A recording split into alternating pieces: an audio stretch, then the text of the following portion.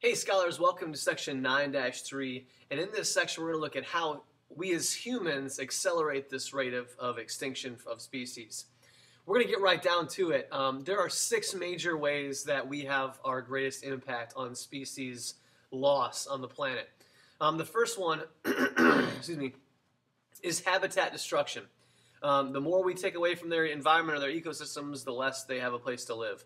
The I stands for invasive species or non-native species, ones that have not been in the ecosystem for their whole lives, one that we actually brought from different areas of the world. The first P stands for population and resource use or growth. That's basically where our population is growing, and that's putting a damper on their population. As well as pollution, which kind of comes from the first P. The more people we have in our population, the more pollution we produce. The C stands for climate change, which is also attributed to us. And the last one is overexploitation, where we're either overhunting, poaching, or overutilizing those species as a resource. When we look at natural, this is just kind of a pictorial form of it, but the natural capital degradation, the underlying causes are population growth, rising resource use, mostly because of population growth, and just not valuing what we're doing. Undervaluing natural capital, and then poverty. But direct causes that really cause furniture extinction are habitat loss, degradation, introduction of non-native species, pollution, climate change, overfishing, commercial hunting and poaching, sales of exotic pets. The list goes on. A few of these organisms, this is kind of a sad picture that we're gonna look at for a second, but just talks about the ranges 100 years ago of these threatened species or actually endangered species to where they are today. And in purple, the dark purple, you can see where they used to be 100 years ago, huge ranges, and now very little range in those areas or in that part of the world. One of our science-focused sections talks about studying forest fragmentation. And tropical biologist Bill Lawrence, what he did is he studied basically tropical rainforest and how much it was fragmented, basically meaning roads built through there, pathways built through there. And he found, let me throw this stat at you in just a second. He found some interesting stats that I thought were kind of eye-opening, really. And he said that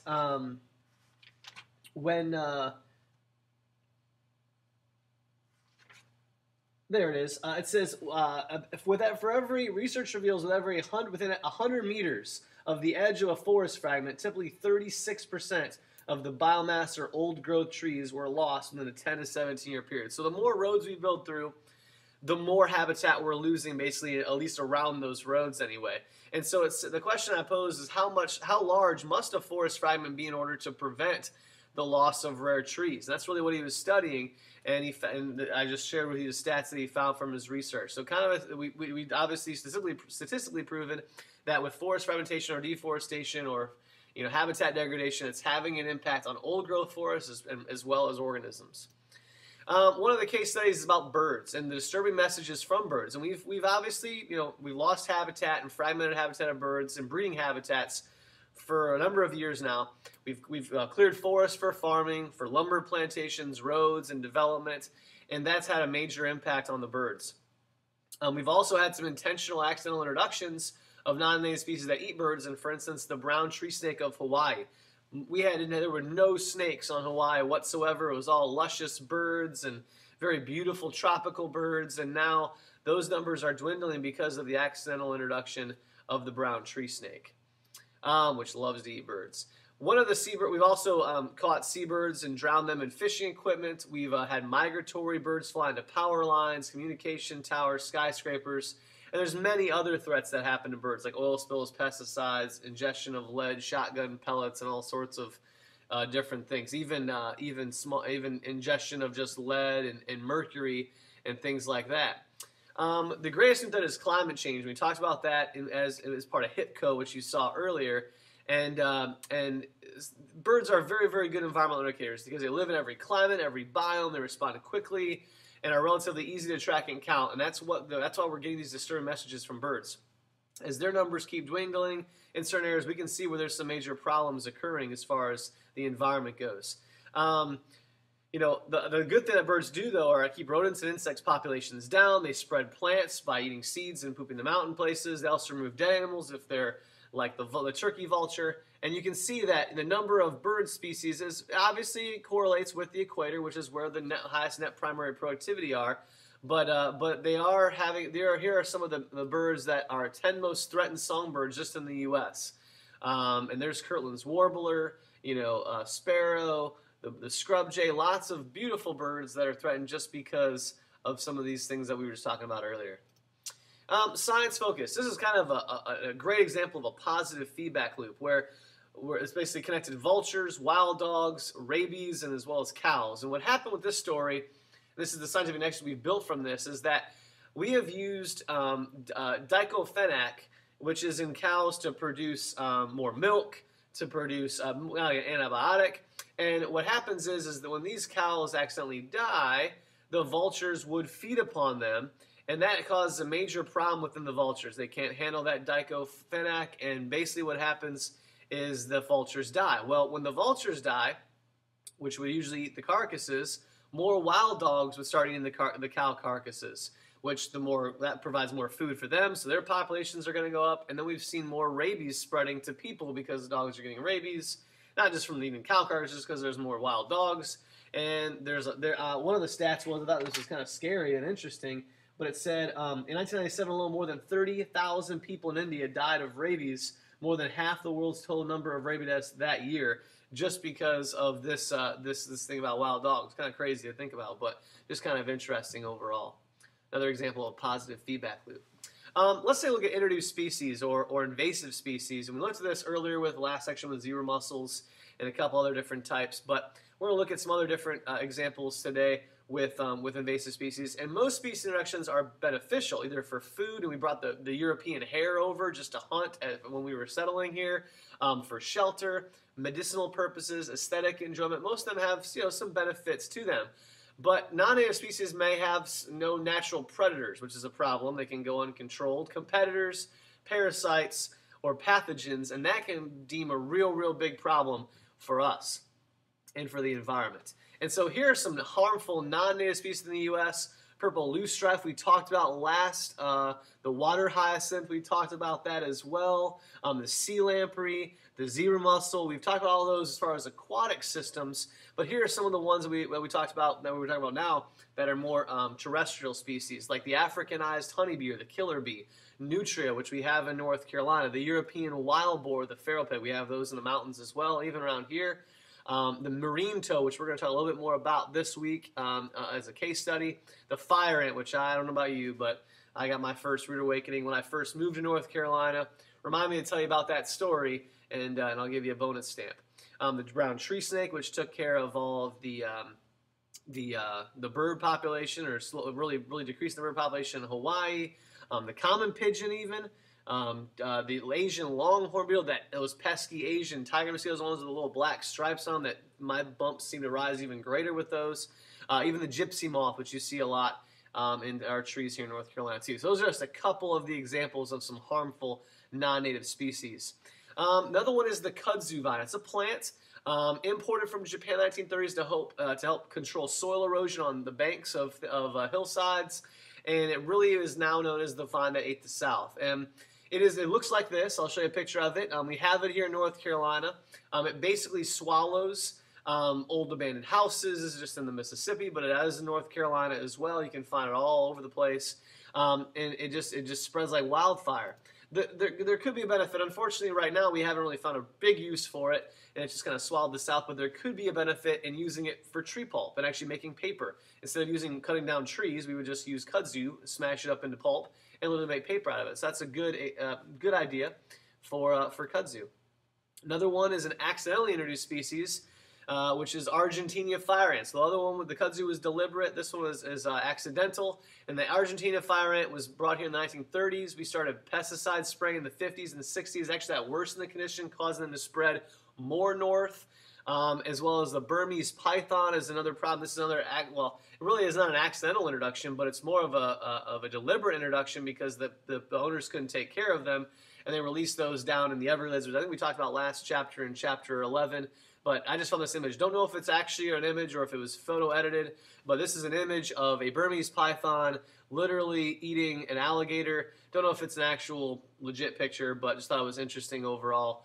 in the Everglades. Kind of, they both competed. Snake ate alligator, couldn't handle it, and it died. This is the Argentina fire ant. Again, an accidental introduction into Mobile, Alabama, in the United States.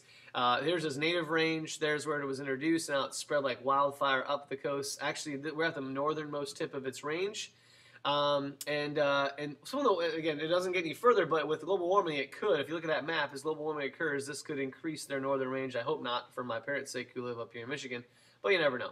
But prevention is the best way to reduce threats of invasive species. Prevent them from becoming established. Learn the characteristics of those species. Set up research programs, kind of like what you guys did with the zebra mussels in your teams, and try to find ways to naturally control them and not cause more further damage to the ecosystem by biological controls that have gone awry. Characteristics of invader species or invasive species are they are very successful. They're high reproductive rate. They're usually R-selected species like the ant. They're pioneer species. They can kind of be the first on the scene and take over. They're very long-lived. They have a high dispersal rate. They're generalists. They can live almost anywhere, and they have very, very high genetic variability, which allows them to adapt to different conditions. The characteristics of a vulnerable or ecosystems are the climate is similar to the invader habitat. They have absence of predators. There's early sectional systems, low diversity of native species, absence of fire, which can take care of some of those invasives, and disturbed by human activities actually allow them to congregate and establish even quicker. All right, other causes of species extinction are population growth, overconsumption, pollution, and climate change. We talked about a little bit about at least climate change a little bit, but we haven't talked much about pollution, and we're going to get to that next. One of the types of pollution are pesticides, and one of our prime examples of loss of species or close to extinction of species is DDT, and that was banned in the United States in 1972. You guys know about this stuff in biology a little bit, what the difference between bioaccumulation and biomagnification is, but we'll talk about it real briefly. Bioaccumulation is where literally the pesticide or the toxin will build up in the tissues of that organism over time and continue to accumulate in that single organism. It's usually stored in fat tissue. Biomagnification, on the other hand, is where literally through the food chain, the amount of toxin kind of just amplifies as you go up the food chain. So it magnifies going up the food chain. So if I'm a small fish, I have a little bit of DDT in me. I have a bigger fish come along, now I eat a bunch of little fish, now I have a little bit more DDT in me, and then I have a bird that comes down and eats a bunch of fish, there's even more DDT in that bird. So the higher you go in the food chain, the more toxin there is in those organisms. And this just shows you bioaccumulation and magnification within an ecosystem. This is our osprey, which is native to North Carolina. And you can see there's DDT just in the water. The zooplankton are taking in 0.0 parts per million. And then the small minnows take about 0.5 parts per million. The needlefish, which is a little bit larger, take 2 parts per million. And a lot of those fish end up being 25 parts per million, which can cause that bird some problems. Well, before we get past that, we had a huge problem with the bald eagle because of this, as well as osprey, because they're fish-eating birds. And that's one of the reasons that led to banning DDT. And other case studies that we talk about are the honeybees. We're having a big problem with honeybees. They're responsible for about 80% of the insect-pollinated plants, and they are, we've had this thing called bee colony collapse disorder, or syndrome, sorry, and it's CCS, or I've heard CCD, but it is we don't know if they're dying because of pesticides or parasites, but literally the bees are not in their colony, and they're just disappearing. We've tried tracking them, they just are gone. We can't find them. I don't know what happens to them, which is kind of scary since we have 2 out of every 3 bites of food we eat actually comes from pollinators, which is kind of a scary thought. Other case studies are polar bears. And looking at global warming, most of you have heard about global warming, but the impact on polar bears, less summer sea ice. We think PCBs and DDT are also attributing, because they eat fish as well, to polar bears. And in 2007, they went on the threatened species list, and there's a lot of momentum trying to help this elusive creature, the polar bear. Illegal killing. So looking at poaching now, poaching and smuggling of animals and plants has happened for years. It's almost only getting worse with the more rare species become. But animal parts, even for pets, plants for landscaping and enjoyment, all of those have become part of poaching and the illegal pet trade. The prevention is really research and then more education, educating the public not to buy these products, which can only lead to further hurting that species. One person that really tried to understand organisms is Jane Goodall, one of my favorite research biologists or primatologists of all time.